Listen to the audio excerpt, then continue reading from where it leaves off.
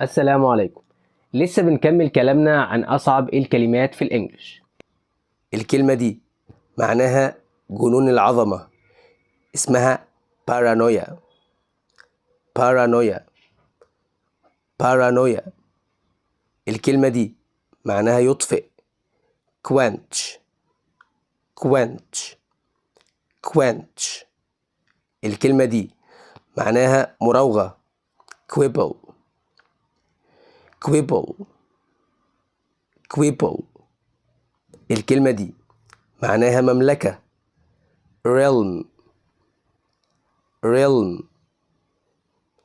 realm. الكلمة دي معناها استطلاع أو استكشاف،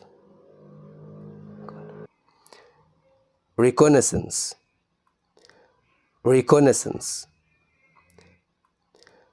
reconnaissance.